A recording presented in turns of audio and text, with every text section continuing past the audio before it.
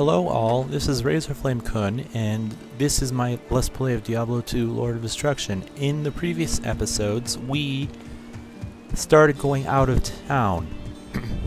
And at the end of the last episode, I actually saved and quit. What that does, essentially, is your map is going to be the same. However, every single monster that was killed is going to be reset.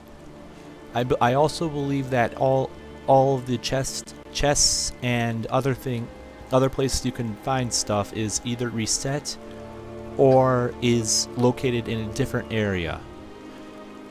Also, one thing I forgot to mention is that there are some shrines that actually appear with their own icon on the map, and when we find one, I'll show you that. But for right now, I'm actually going to take a look at our inventory because we ended off with that, and I remember this. We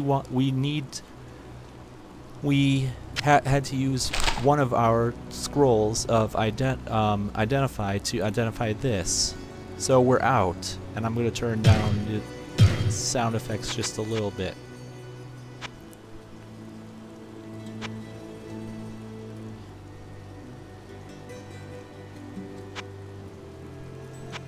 There we go. Okay, so now we are going to I'm going to show you where you can buy those scrolls from. You can buy them from Akara in this place. And to trade with somebody, you go over to them and left click on them, and then click trade. Now this is a trade screen. Everything that they have for sale is divided up into 4 different segments. Excuse me. There are 2 segments for weapons, usually, sometimes, not always, and there's a segment for miscellaneous items.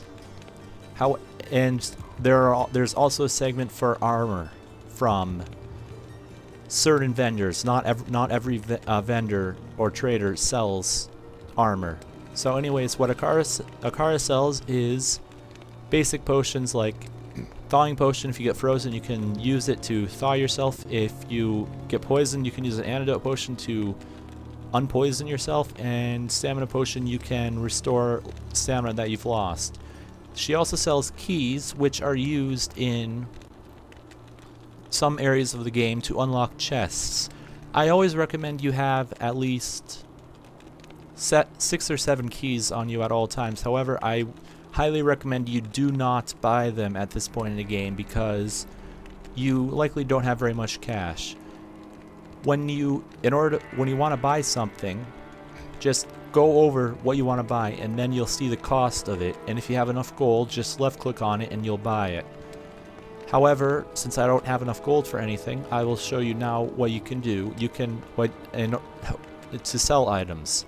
To sell items, it works the same way.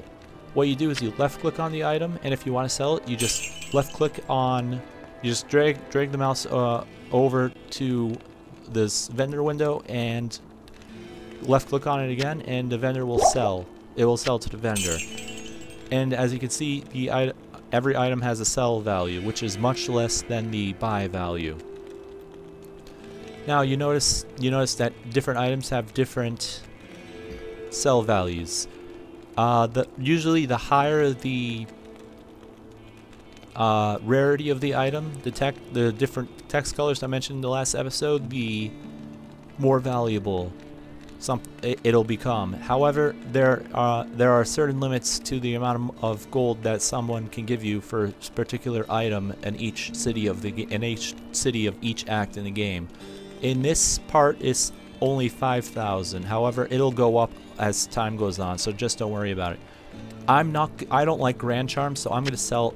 I may be doing something that you guys might not like, but this is the way I play. It's just too bulky for me. I'm gonna go ahead and sell it, and I'm also gonna sell this because I have no use for it right now. Now we have quite a bit of gold. However, these are the items I was talking about that keep more than one scroll in each in a container, 2x2 container, or 1x2 container, and that's what I was telling you about. However, they are fairly expensive. there is one that I'm definitely going to buy, and that is the Tome of Identify. Because how useful it is. You don't really need a Tome of Town Portal yet, but you will need it eventually. So, but for now, just don't worry about it. Another thing you can do is you can actually identify items in a shop. To do so, do it regularly, and we're going to identify this buckler. But first, notice how few gold she's offering for this buckler. That is because it's unidentified, and she doesn't want to put more money. She doesn't want to give you more money than it is worth unidentified, because it's too much risk for her. However, if you identify it, now look at the sell price and look at all of the stuff it does as well. This is why rare items are so good, because of things like this.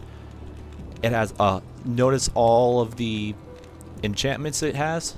That's why it's going to be selling for so much. And I'm going to equip it right now because it is much better than my old one, which is a starting buckler. All starting items have a sell value of only 1, so don't worry about selling it.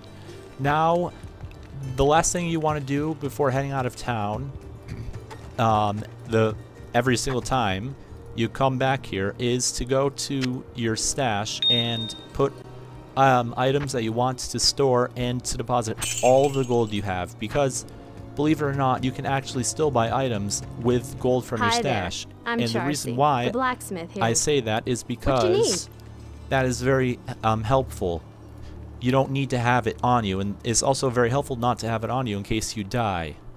Now, there's some other things I want to mention about the vendor windows. Red items are items you cannot currently wield or equip, so don't even try buying them, because they're not worth it right now. Now, Charcy is a blacksmith, and she doesn't sell under Misk. She just sells bolts and arrows, which if you're a ranged user, I would recommend buying. However, not if you're a paladin. If you're a paladin, don't buy them. They're not. You don't need them. So you can buy stuff like this, and then you can buy bows, and then here is where you can start buying good items. And as you can see, as I said earlier, certain attributes are required. For example, this axe, in order to wield it, requires 32 strength, and right now I cannot equip it because I only have 28 strength. So you have to wait until your character has 32 strength in this window before you can actually wield it. Another thing that she does is she sometimes sells magic items as well as the regular items. And she also sells different quality items, which I haven't gotten into, and I'll get into right now, as well as socketed items. I believe there are some different qualities of items. I don't know if they got rid of crude and cracked. If they did, then you won't see them in regular like this would be the normal, but I think they do have crude and cracked, which are both lower quality. Then they're lower quality of the same item, which means they have lower stats and lower durability. Then they're superior, which have higher stats and higher durability, as well as better attack rating.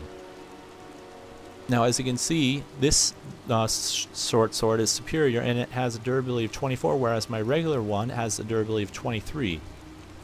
However, I'm not going to be buying anything right now, except I'm going to look at the armor, because there's going to be some armor that I want to buy. I don't need to buy a new shield, because I'm going to want to wear this one for a while, and this is going to be the armor that I'm going to be wanting to shoot for. Eventually, once I get more money. But for right now, just go with the low-end stuff. As you grow, as you keep on adventuring outside, you'll be able to get more and more gold to buy better and better equipment, because each town you visit will offer better and better equipment, and the higher level you are, the better equipment drops as well, and the further along you get in the game. So for right now, I'm going to buy a sash because sashes are actually really important. Notice how it actually auto-equips. Unless you're already wearing something, then it won't auto-equip. However, sashes are important because, look at this, they allow you to actually carry more than 4 potions at a time, which is very helpful. You can actually carry, I believe, up to four rows of 4 potions each once you get that high enough sash. So that's why sashes are important. Now, as you can see, there's the bucklers, and then there's small shield. Every single item in the game has a different armor that's better than it. For example, the buckler's the lowest shield, the lowest. I don't want to say quality, but the lowest defense providing armor you can get in the game. Then small shield's the next one, and it keeps on going up and up from there. Another thing that you might find on your adventures is socketed equipment, which will always have gray text. What socketed equipment does is it allows you to put gems in it to give it unique qualities. However, I believe that's enough explanation for now, and what I want to do now is go ahead and just buy a generic cap for my head and generic boots for my feet.